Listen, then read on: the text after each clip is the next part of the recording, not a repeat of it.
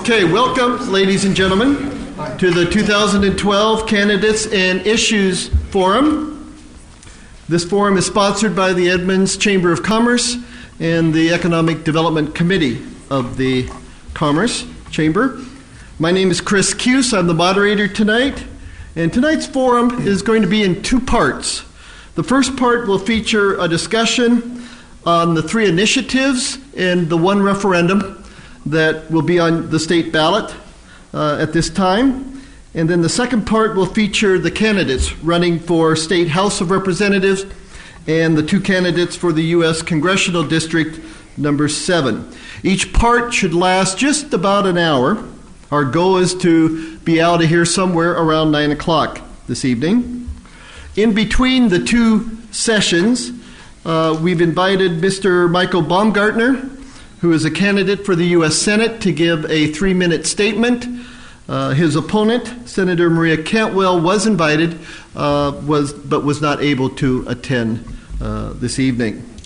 The format tonight will be for the issues and for the candidates. We'll have an opening statement, and each speaker and candidate will be allowed 2 minutes to make an opening statement, and then their opponent.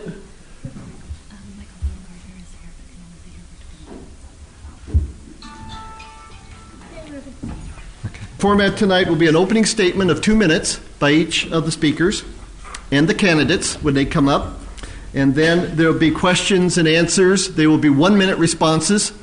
And then there will be a closing statement, 1 minute for the closing statement. The forum will be televised on Channel 21 and Channel 39, and will also be video streamed on myedmonds.com. And this will occur on Thursday of this week. So you tell your friends and family members and anyone that's interested to watch. Washington State is a mail-in ballot state. All ballots will be mailed out on October 19th to the residences in the state. Deadline for mailing your ballots for the election is Election Day, Tuesday, November 6th. Timekeeper tonight. Each speaker will be timed because of the shortness of time. It's important we keep to the schedule. Jan Kavadas is up front here with the time cards. And Jan, if you would show the speakers in the audience the times. You have 1 minute, 30 seconds, and a 15-second. And then when time runs out, what do, Jan? I stand. You stand up. I would like to start the program tonight with a quote from Voltaire.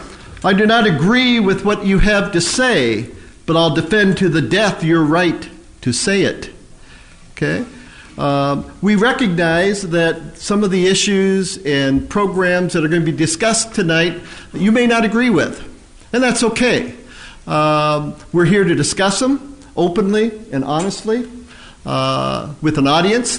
And for the TV audience also. So we ask that you please give them your respect. Not a lot of hollering and hoopla and yeah or boo-boo. None of that, please. Because, again, we're on a tight time schedule and we want to give the candidates and the speakers their full allotted time. So we appreciate that. You will have an opportunity to recognize the candidates at an appropriate time. Michael, would you come up to the podium over here? Sure, I'd be happy to do that. Michael is only here for a short period of time, I understand, and has to leave fairly soon. So we're going to give Michael his 3 minutes right now to... Okay. I'll say hi over there. Well, thanks, everybody, for allowing me to join you tonight. And sorry about a little of the confusion with the timing. My wife, Eleanor, gave birth to our second child a couple weeks ago, so there's a little less sleep than normal for the Baumgartners and even more going on. It is a tremendous privilege to run for any elected office in our great state, in our great country, and particularly the position of U.S. Senate. I grew up here in the state of Washington, the son of two educators. My mom is still Washington State's best kindergarten teacher, and my dad was 40 years on the faculty at Washington State. I'm a Coug, went to WSU, and later studied at Harvard for my master's degree, where they also made me a teaching fellow in economics. After school, I went out to the Middle East to try and use my economic skills to try and turn some of that hatred into hope. And I'm running for U.S. Senate because I'm very concerned about America.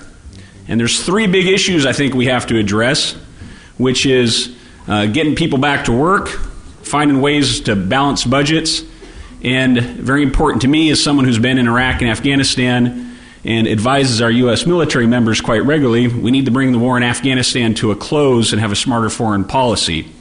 And to do all of those three things, which are connected, we're going to have a new approach in D.C. that gets back to Republicans and Democrats finding a way to do that and work together. I think that's very, very important. You know, at the end of the day, any of us up here are here for a job application, and you are the people making the hiring decision. I think if you rehire Senator Maria Cantwell, you're going to get more of what you've been getting from D.C., which is a broken system. And her record of helping double the national debt, unemployment doubling on her watch, and her votes for the wars in Iraq and Afghanistan, I don't think bode well for the future.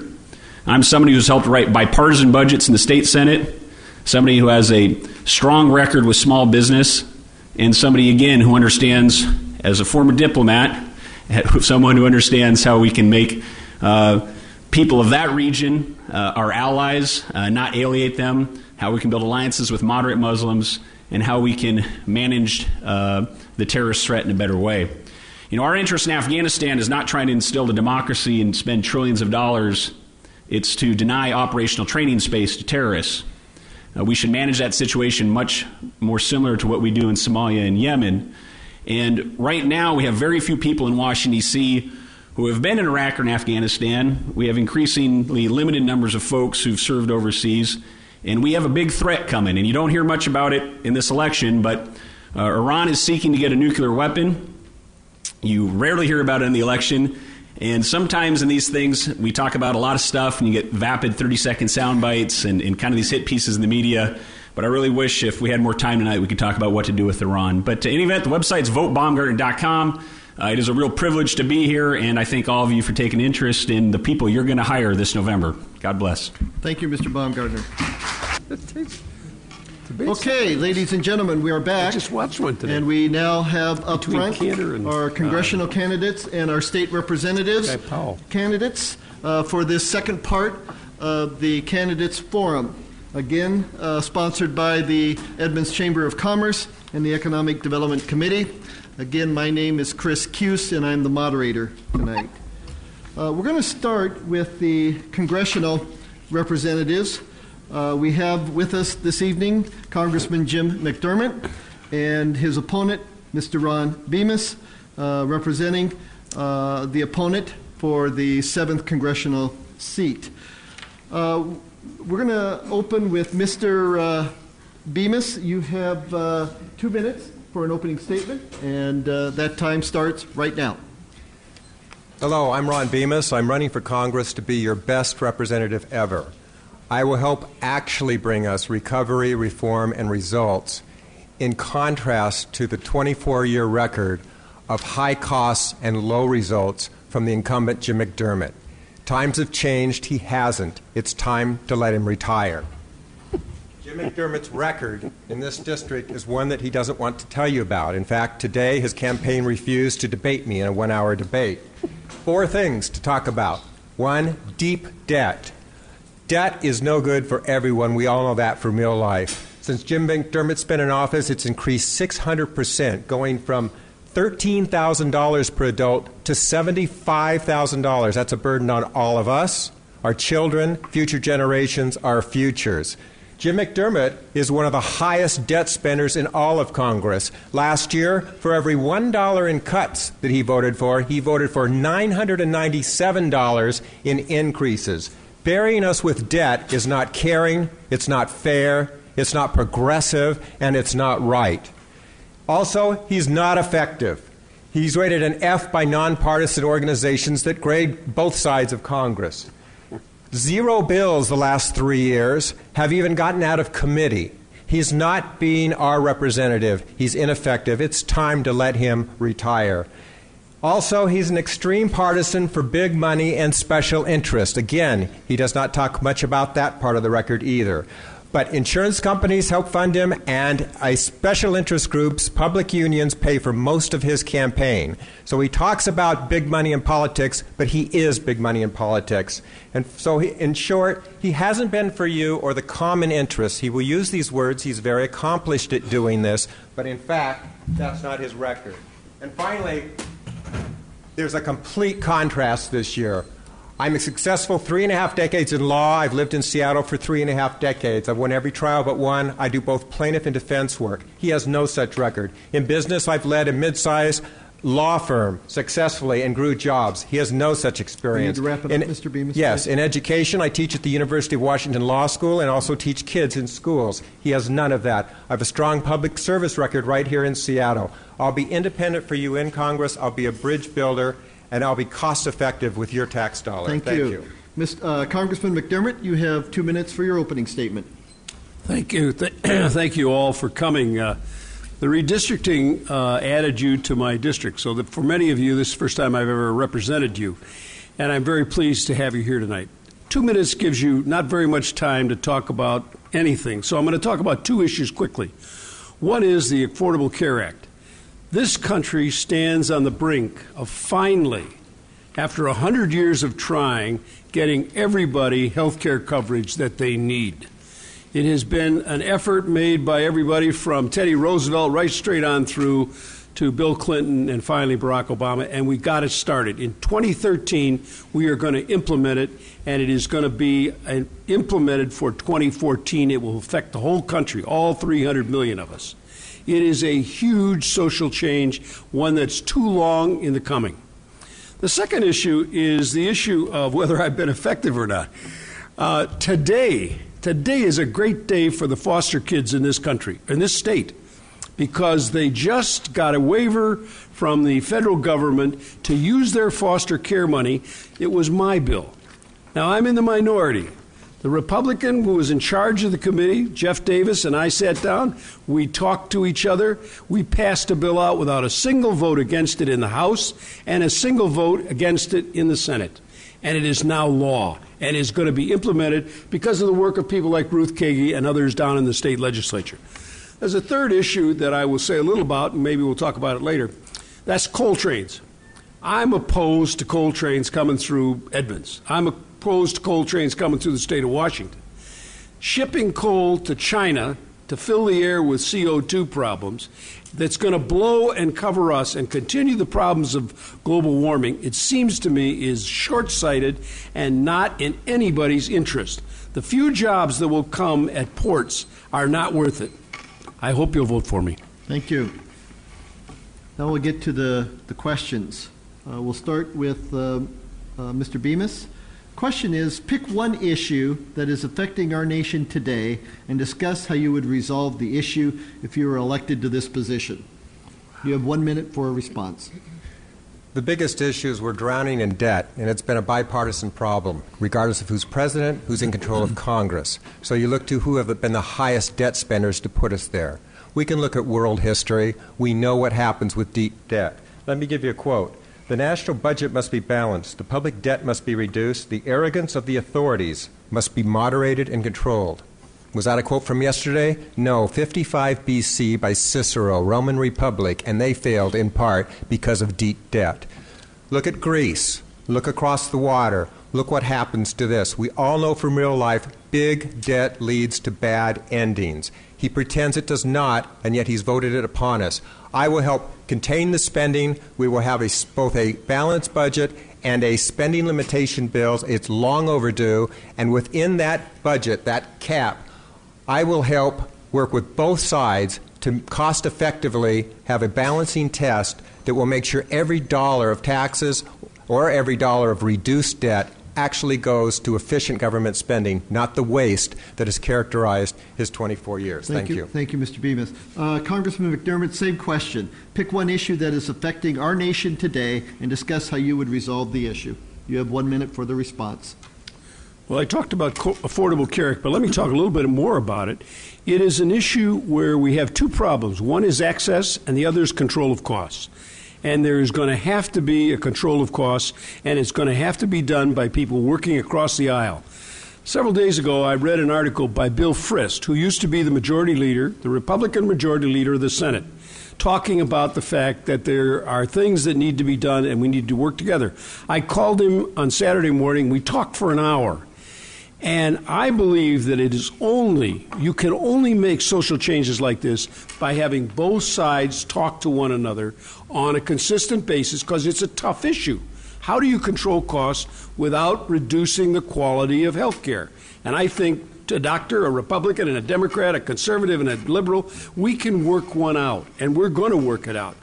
Now, this issue of debt, I want to say one thing about that. You will not solve the issue of the debt in this country if you do not raise taxes on people making more than $250,000 a year.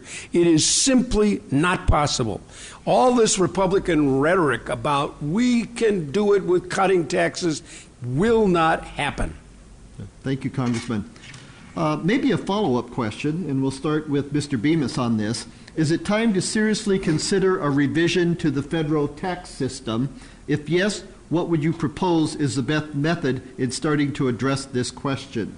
Thank you. It certainly is. It's long past due, and for 24 years, our tax system has become ever more complicated. There's been 4,500 changes in the last dozen years by Congress. That's an average of more than one a day. It's a Swiss cheese of a system that all of us know is impossibly complex and convoluted every April 15th or thereabouts.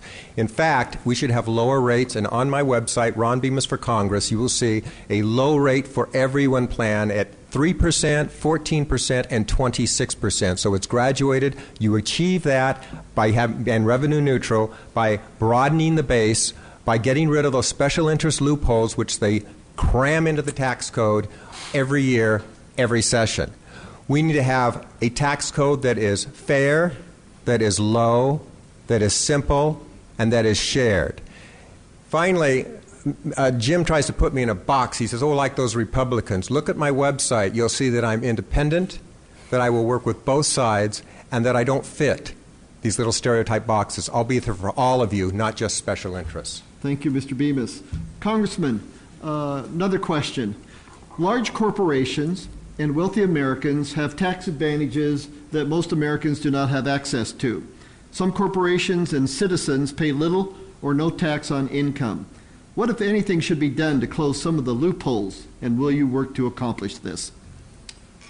Well, the answer is an obvious yes. When the presidential candidate for the Republican Party pays more taxes than he has to according to the law so he will look good, he doesn't want to look like he's below 13%, you know there's something wrong with the tax code when the secretary sitting out in front of Warren Buffett pays more taxes, percentage-wise, than he pays. And that is only going to be accomplished by people sitting and talking together. Now, the actual last tax change came in 1986. Tip O'Neill, Ronald Reagan, everybody in the whole Congress sat together, drank whiskey, smoked cigars, talked for 6 years. Between 1980 and 1986, it took to build the trust between people. Right now, the biggest thing that's missing in Congress is trust with one another and the willingness to talk together. I'm willing to do that because I know you can't solve it without the other side. Thank you. Mr. Bemis, next question. Most of the citizens in this country agree that we should work towards ending our dependence on foreign oil. We do not all agree on how to do this, and thus little seems to get accomplished. What would you do to break the gridlock and start working on developing our energy resources in the United States? Fortunately, our dependence on foreign oil is on its way down for a number of reasons. One of them is that we are opening up more areas, and we should, as long as they're safely regulated. We have many, many more resources to extract oil from than we presently use. But even more importantly, we have new sources. We have shale, as you know. We have natural gas, one of the largest reserves in all of the world. It's not hard to see. Already you see natural gas being used in the transit system, for example. It's not hard to envision that soon cheap natural gas will be propelling our everyday cars as well. We have many sources of energy, and so I think that is one bright spot ahead as long as we reasonably do use the resources we have. Thank you. Congressman, same question. Would you like it repeated? Yes, say it again. Most of the citizens in this country agree that we should work towards ending our dependence on foreign oil.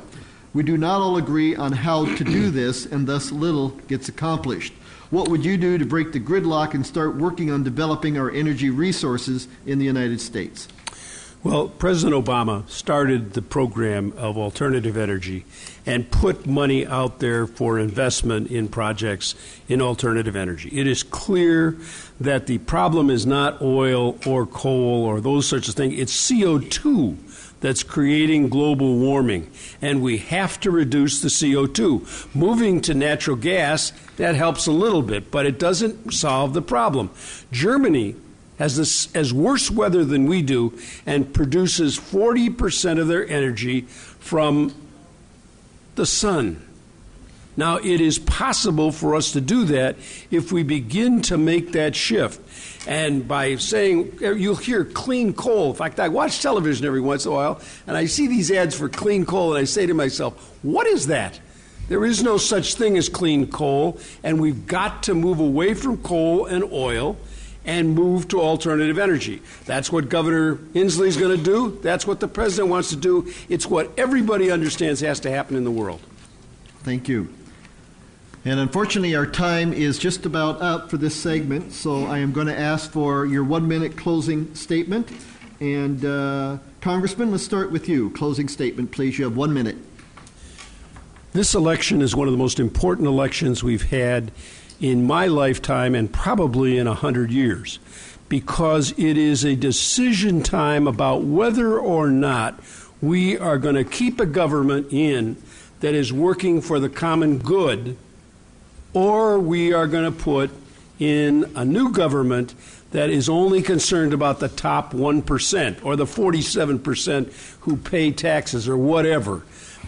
This country will never succeed if we lose the idea that we all have responsibility to take care of each other, whether it's education or the environment or health care or transportation. We are all in this together. And this is the election where we are making the decision. The people who say all we want to do is repeal Obamacare, that is their whole attitude. They don't want government to be involved in dealing with the common good. My name is Jim McDermott, and I want your vote on the 6th of November, and you better get your neighbors out, too. Thank you, Congressman.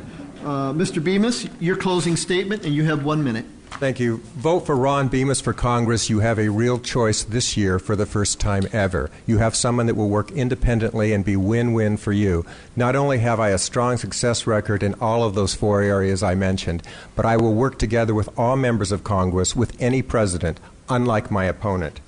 Unlike my opponent, well, where's Jim? He talked about 1986 was the last tax reform. But he didn't mention he didn't come into Congress till 1989, 3 years later. Where's Jim? Social Security, Medicare, all unfixed, all unreformed for the long run.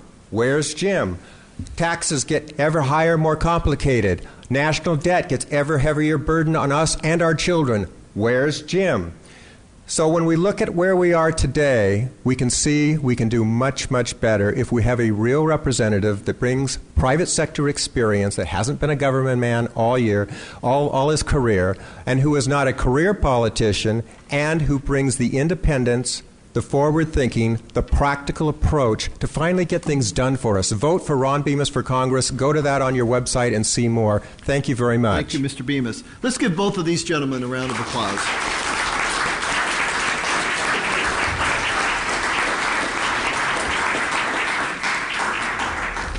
And now we're going to move to the state representative candidates, and I'll introduce them briefly. From District 21, Position 2, Representative Marko Liias is here as the incumbent, and his opponent, Mr. Kevin Morrison, is here. District 21, Position 1, Representative Mary Helen Roberts is running unopposed, and she was not able to make the forum tonight, so she is not represented.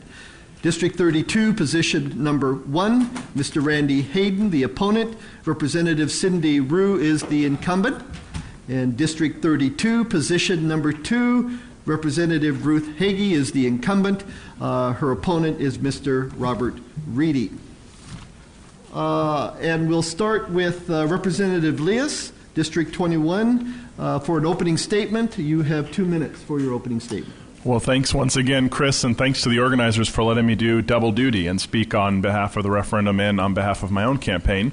My name is Marko Liias. I'm your state representative, and it's a pleasure to be here with you tonight to hear some questions and to chat about the issues that are important in our state. This evening, this is one of my favorite debates because it coincides every 2 years when I come out to Edmonds City Council chambers to chat with you with the anniversary of when my family first came to this country. 41 years ago, my grandparents packed up their 7 kids ranging from 15 to 2 years old and brought them to this country in search of a better life. And I'm so grateful every day for that decision that they made and the opportunity to live in this country. I was born actually at Stevens Hospital, I still call it Stevens, and raised here locally and saw in my own life the real importance, the life-changing power of a good education. I went to good Mukilteo schools. They prepared me to be successful and go to college and even to do some graduate studies at the UW. And those experiences are what led me to get involved in my community. As a Chamber of Commerce member in Mukilteo, I was on the city council for a few years, and then when the opportunity came to go to Olympia to represent you, I jumped at it. In my time in the legislature, I've tried to focus on a couple of key issues, particularly with this tough economy, doing everything we can to spur job creation up and down our state in all corners in the private and public sectors. We've done encouraging things like invest in the Jobs Act, which has funded the wonderful Main Street rehabilitation that's taking place right now.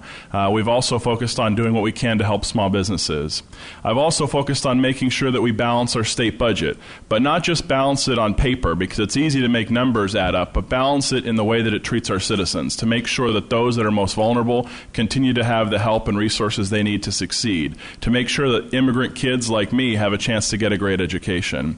Then the final issue has been making sure that our public schools have support and resources. It's been tough in these budget times to get the resources we need for them. The Supreme Court has told us we can do better, but we've done the best we could. In this budget we just passed, we were able to do it without cutting education in this one-year time frame. So continue to work on these issues. Ask for your vote for re-election. Thank you, Representative Liias.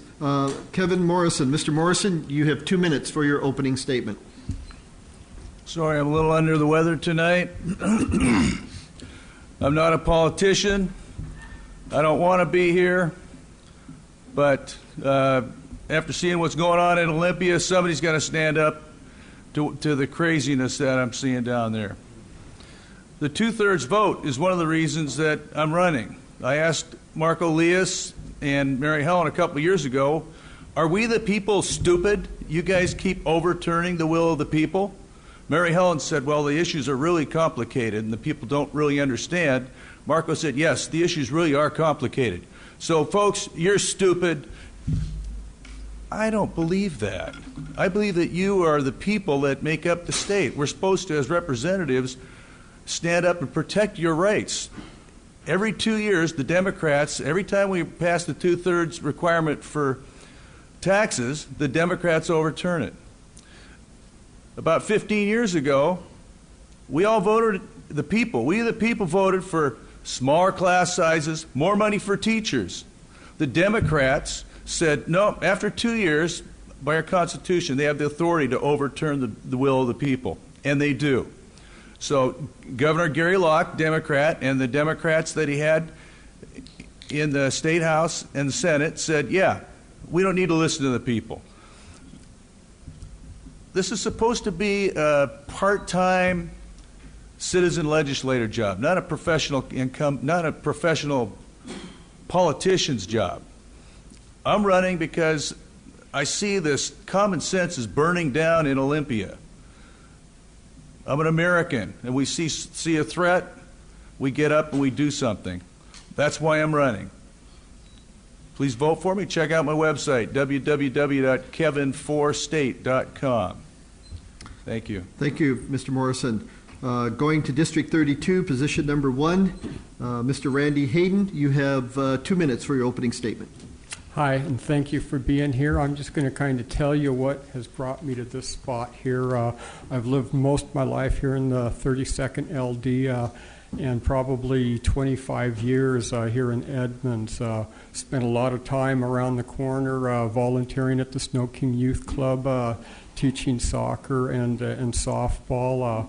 Have spent a lot of time at Everett Gospel Mission helping the those that really need help, serving meals, doing clothing drives, toy drives for the kids there. I did a mentorship for a young man there, a 6-month mentorship. But being involved with these people that really need help, when the government starts making cuts, you really see firsthand what these cuts do. Now, I've got a chart here that shows the state spending from 96 going all the way up to now. The percentage has increased 130%. The population during that time has increased about 25%. And the cost of living has gone up about 30%. So I really wonder where all the money is going, because the budget has far surpassed what the expenditures are. So it really makes you wonder where the money is going. I'm also involved I'm on the Snohomish County Alcohol and Drug Advisory Board, and seeing the cuts there firsthand with the recession, the shortfalls, and so that's basically why I'm sitting here. I've got some plans on how to get the money back out of the government into the people that really need the help. You know, good government balances compassion with responsibility, and I think right now our government is failing those that really need help. Thank you, Mr. Hayden. Representative Ruth, your opening statement, and you have 2 minutes. Thank you very much. My name is Cindy Ryu, representing the 32nd Legislative District. I am a former mayor of Shoreline, so I've served 4 years as both city council member and mayor of Shoreline, because I felt it was, as an immigrant, it was time to give back to my adopted land, America. And I'm a small business owner and a former president of Shoreline Chamber of Commerce.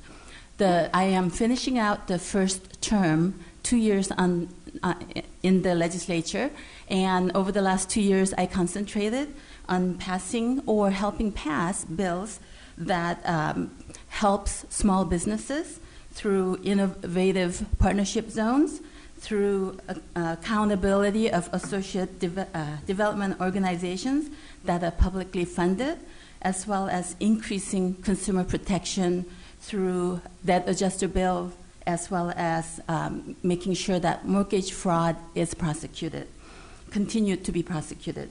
And also, I help make sure that our driver's licenses are even more secure than before. We helped, all of us here, help pass the facial recognition bill that reduces ID theft. That is an increasing concern, especially of our seniors, who are susceptible to people who might be trying to access their bank accounts. And so, especially with the redistricting, which is changing the district by including a lot more of Snohomish County, because we're taking on Linwood, which Representative Liias and others have very well ably represented in the past. I am looking forward to working with you. Thank you. Thank you.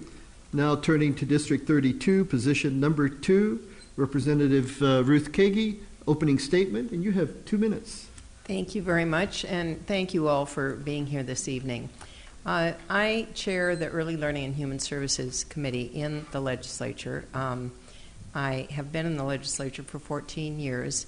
I was on the board of the League of Women Voters of Washington before I came to the legislature, and did a lot of work around child abuse and neglect and around child care and early learning.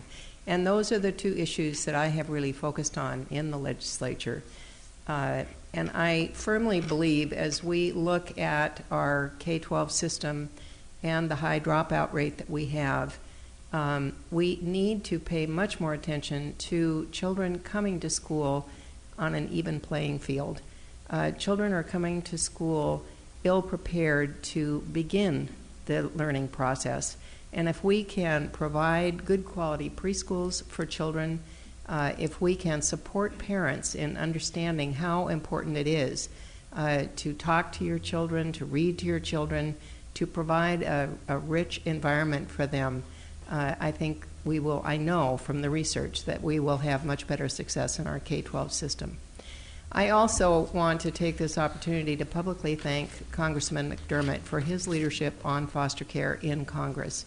We did get approval on Friday of a waiver that is going to allow us to work with families and children and not just get federal support when we put a child into foster care, but be able to use our federal resources flexibly so that we can really help families stay together if children can safely stay there. We also are able to really focus on children aging out of care because of legislation that Congressman McDermott passed.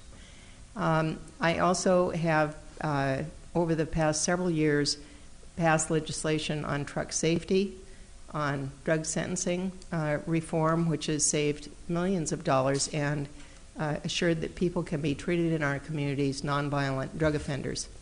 I urge your support. Thank you.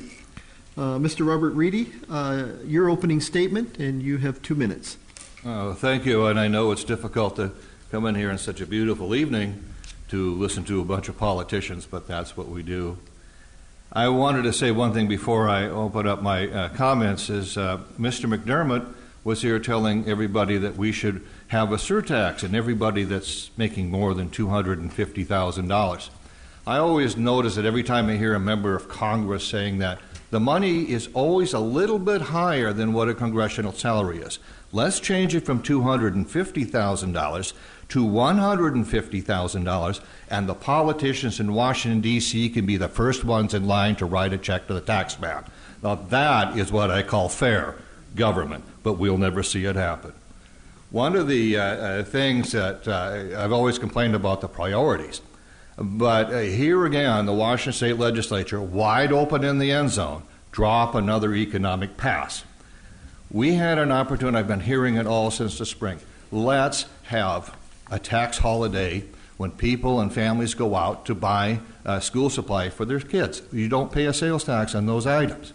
That would give how many families, single moms particularly, 10% extra. If they don't spend it on school supplies, they get to take it home. Maybe they don't have to stand in the food bank up on Montlake Terrace. I have a few extra bucks to buy food for their kids.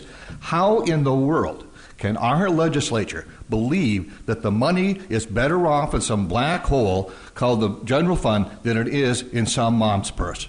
I believe that we need to go out and start creating jobs. I think that the best economic and welfare program we can have is people having good paying jobs. John Kennedy was absolutely right. The rising tide lifts all boats. Let's start helping the people get jobs and get away from state dependence. Thank you. Thank you. Representative Rio, this next question is for you. What are your priorities in balancing the state budget? What programs would you reduce or eliminate? And which programs should remain at current funding level or receive additional funding? Please be specific. And I get how many hours? You have 1 minute. I don't serve on Ways and Means, so I probably won't get as specific as you would wish. In general, however, we do face challenges of having the McCleary decision where we have to increase our K through 12 funding by $1 billion over the next biennium, and then I think a year later by $2 billion, and then within 4 years, $3 billion. And so we have to balance that against everything else. And everything else, as I'm sure you have heard, we went through a very difficult process of cutting a lot of human services the last 2 years over a 6 period. And so I definitely would love to go back to having the voice of the people back, which means through the representative democracy of having a simple majority, 50% plus one, deciding how a budget should be balanced. Okay. Thank you. Mr. Hayden, same question. You have 1 minute to respond. Would you like the question repeated? Yes, please. What are your priorities in balancing the state budget? Which programs would you reduce or eliminate, and which programs should remain at current funding level or receive additional funding? Please be specific, and you have 1 minute for your response. Well, I think for starters, there was something that was put up to vote here about 6 months back, and it was about restructuring the retirement of public sector workers, and my opponent voted no on that. And I think that's a good way to start to get money back into the budget. That would have probably freed up hundreds of millions of dollars there that could have been spent more wisely. As far as getting money into the schools, there's a lot of things that can be done there also. The McCleary decision, a lot of people read it as the schools need to have $1 billion more. I read it as the schools need to properly spend their money on the students, which can be done by getting more education dollars into the classroom. Washington State ranks below the national average on dollars in the classroom, and if we were to follow the lead that Federal Way has and bring our average up to 64 cents per dollar, that would put $500 million directly into the classrooms. Okay, thank you.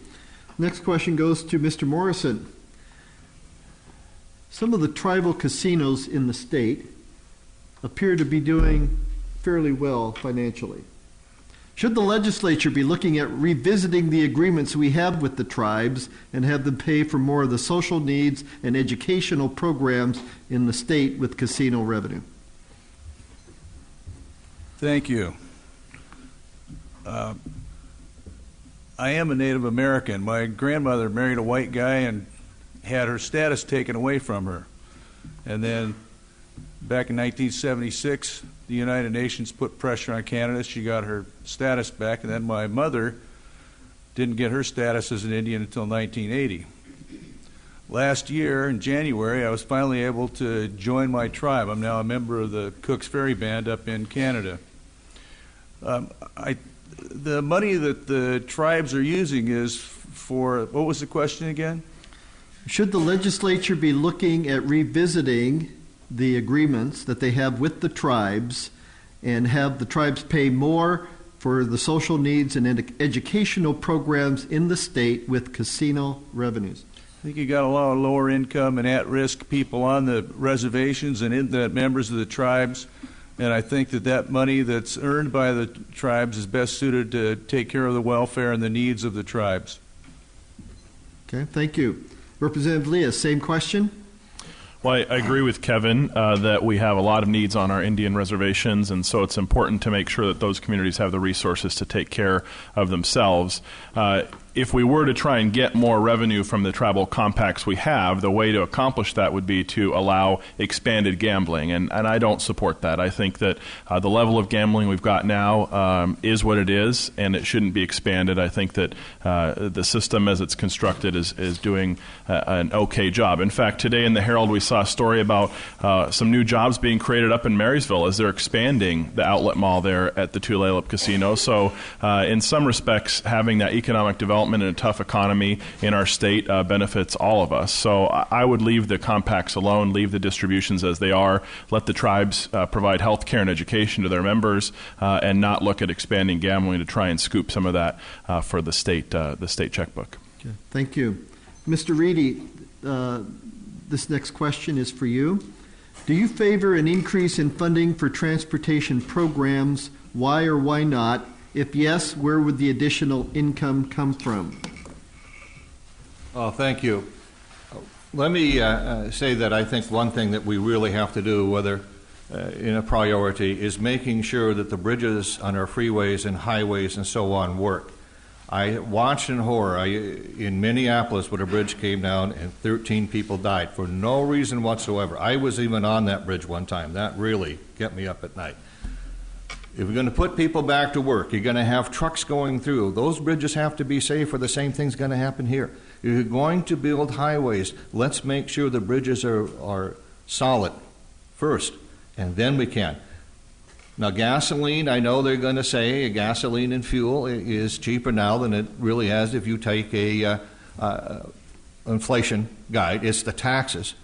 But if they say that 1 or 2 cents a gallon for fuel is necessary, I know that will cause some problems at the grocery store and the shelves and the price of items that we buy, but that might be one way to look at it. perhaps we would have a surtax on new cars, and new car dealers can pay the state for that. Thank you, Mr. Reedy. Representative Kagi, same question. You would like the question repeated? No, it's fine. Well, we do need additional transportation revenue when you look at the growing needs of our growing population. And I agree with Mr. Reedy that we need to be creative in looking at, we're clearly looking at more tolling. Our gas taxes are basically dropping because we do have more efficient cars. I think we need to provide more resources for transit, and gas tax does not go for transit. So we need to find a way to support transit so that people can get to work and get to school. In Snohomish County, I believe Sunday service was discontinued because we simply don't have the revenue to support transit.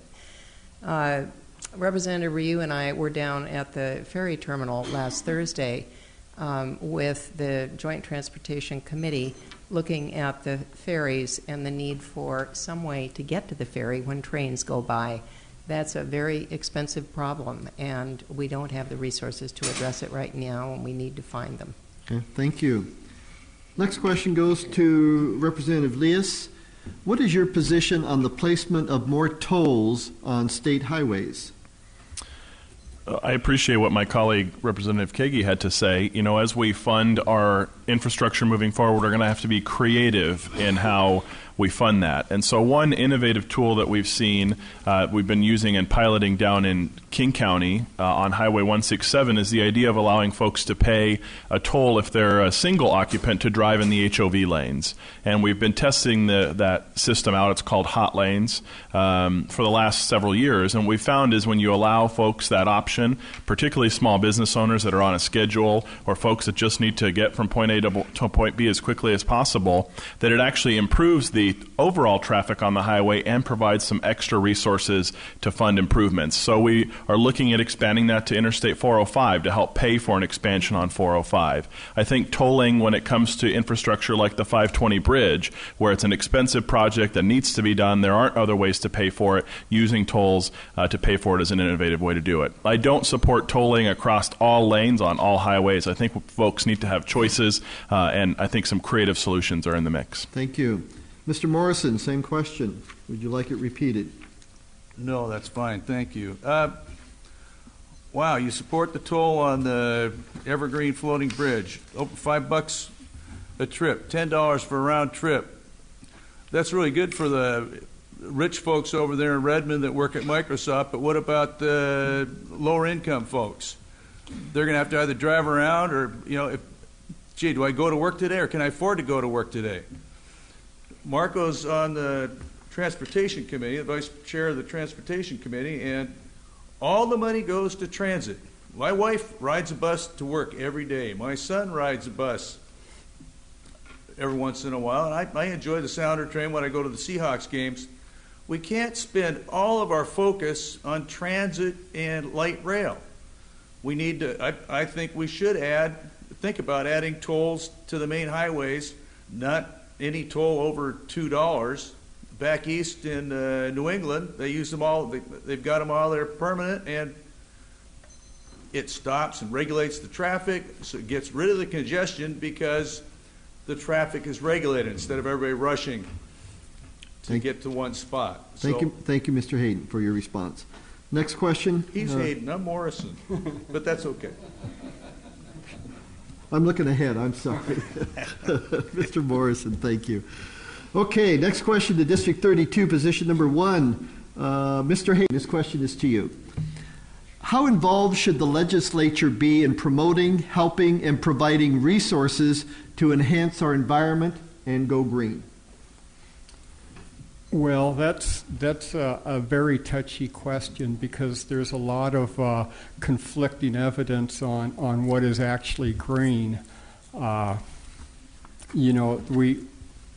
We talk about all this different energy sources, the solar, the wind power, electric cars.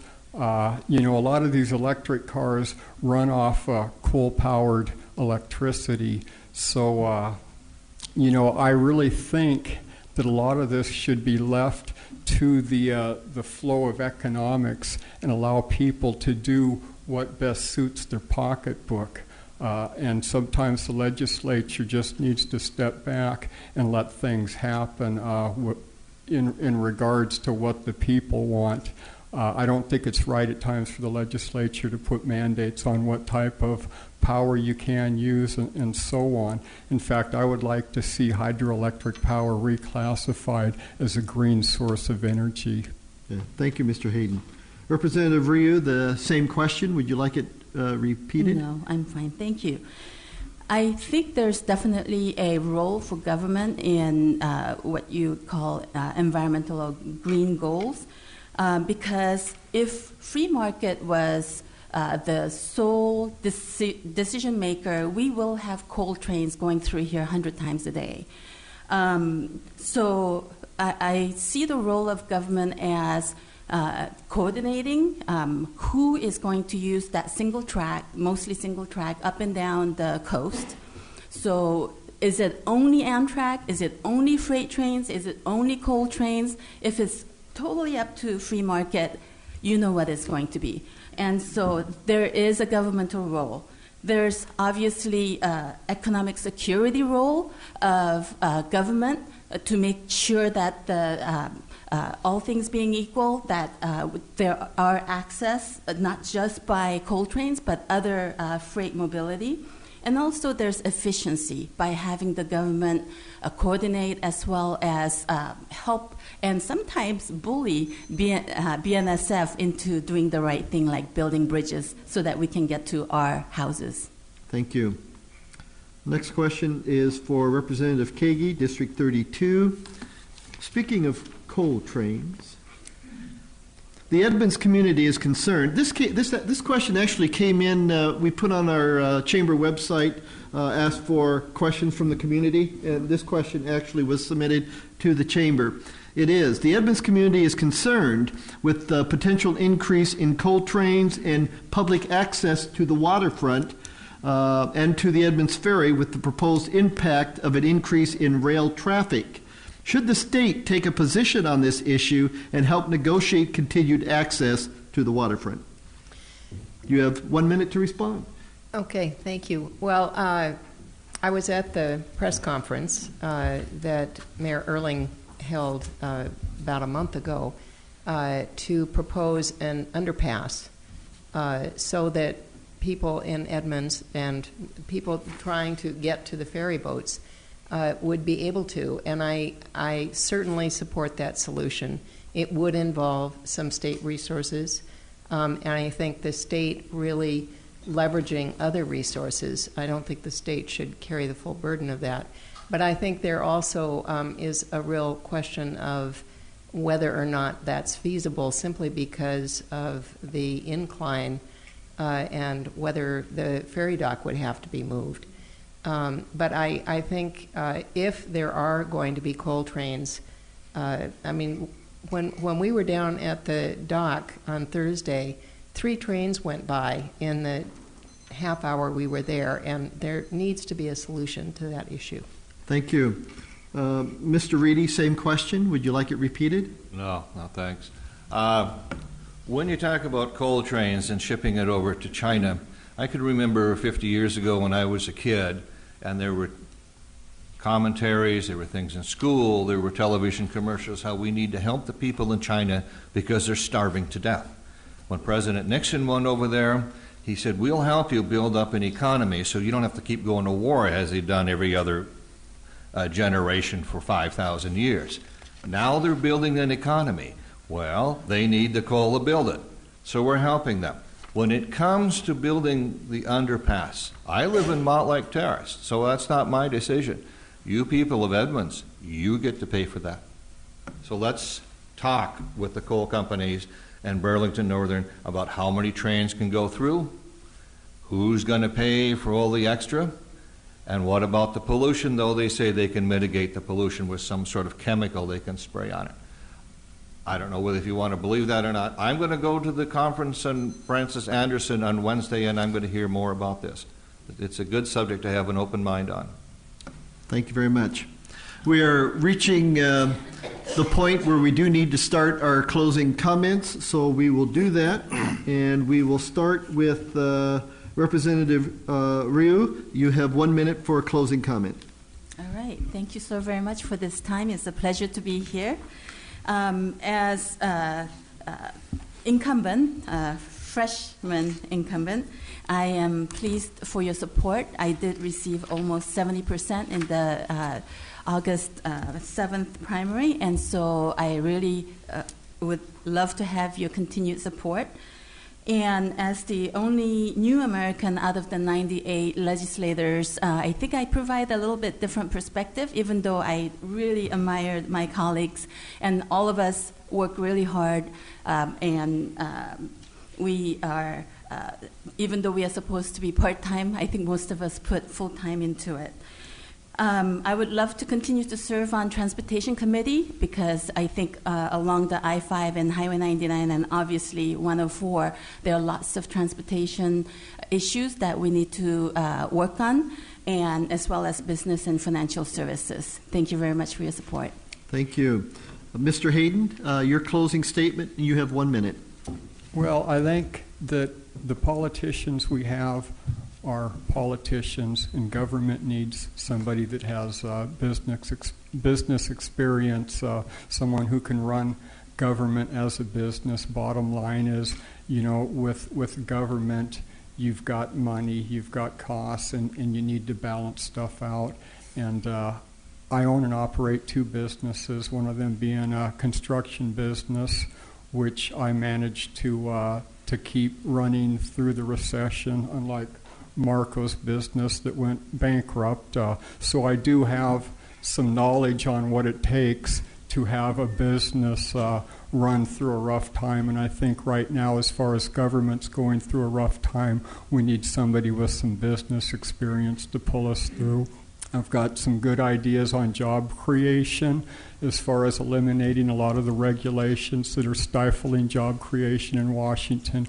We have the second highest failure rate of small businesses, and to me that's just unacceptable.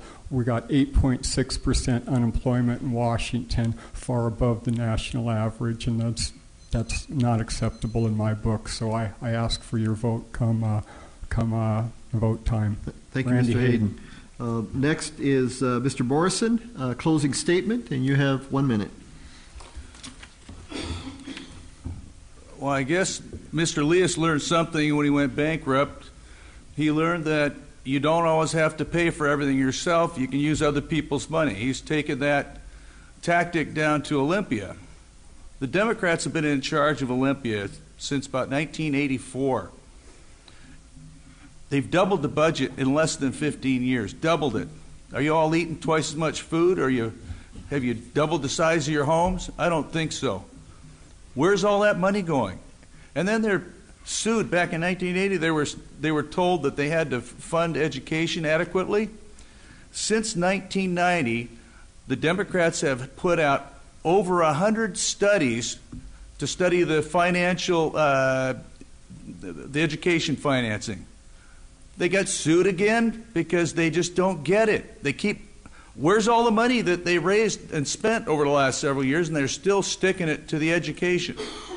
Let's really fully fund it without any tricks. Let's really balance the budget, not like he said they did. If you look, they pushed $340 million over into this budget. That's cheating. That's not really representing the people. That's representing yourself. A fat cat politician that has 90% of his donors are from outside the district. Mr. Morrison, we need to wrap it up, please. And at least 10% are from outside the state. I'm just a Little League coach, soccer coach. I'm a volunteer. I want to actually give you a true servant's heart. Give me your vote, please. Thank you, Mr. Morrison. Representative Liias, your opening or closing statement. You have 1 minute. Well, thanks again to Chris and to the Chamber for hosting this and to the city for opening their wonderful facility up to us. You know, I sort of start my career in politics, my career in public service with a simple belief that we should be focused on ideas and not personalities. And I'm sad that in a debate tonight we have to tear each other down to try and get ahead. I think that we should stand on our record, we should stand on our values, and we should stand on what our plans are for the future of this state. You know, over the last few years, as I've been your representative, we've faced some really tough times as a state. We've lost a lot of jobs. We've faced a lot of hardship together, and I've tried to do my best to make the tough decisions to help get our state through. My approach is pretty simple. I try and read the information, make the best educated decision I can, listen to both sides, and think about what a common sense person would do in my circumstance. I've been an independent voice. There's times when I've stood up to my own party when it didn't make sense to our community and to our values here. So if you give me 2 more years, I'm going to continue to fight hard every day to make sure that kids like me, sons of immigrants and daughters of immigrants, have a good education, have a good job, and have a bright future here in Washington, and I ask for your vote. Thank you. Closing statement from Mr. Reedy. You have 1 minute. All right, thank you. One of the things here is we had a discussion about the 2/3 majority. Unfortunately, the person who was in favor of that could not be here. If I had known that, I would have stepped up. The reason I support the 2/3 majority is when I was watching a tape of President Kennedy, and he got up and he said that only the President of the United States is the only politician who the American people can really count on for standing up for them. All the other politicians, whether it be in the Congress, are burdened down by special interests. This happens in Washington as well. The 2/3 majority is our lobbyists. It protects us, and it is wrong for any of the politicians to sit there and say that you and I, we the people, are not smart enough to understand the issues. I've got 6 college degrees, including a PhD. Who are these people that call me too stupid? And if it's wrong to call me too stupid, it is certainly wrong to talk that way about you and your neighbors. Thank you. Thank you. Representative Kagi, your closing statement, and you have 1 minute. Thank you. Well, thank you very much for being here and for the opportunity to serve you. It truly is a privilege to serve you in Olympia, and it has been a very tough 4 years as we have gone through this recession and continue to deal with the aftermath of that. My responsibility in the legislature is to oversee human services, and we have seen very deep cuts in mental health services and all the range of human services, including foster care. In this next session, we're going to have more challenge as we fund education as we should and try not to further cut the critical services that children and families need in these hard times. I have the experience and the knowledge of our social services system to do that effectively and would appreciate your support. Thank you. Let's give these candidates a round of applause. Very good job. Thank you very much.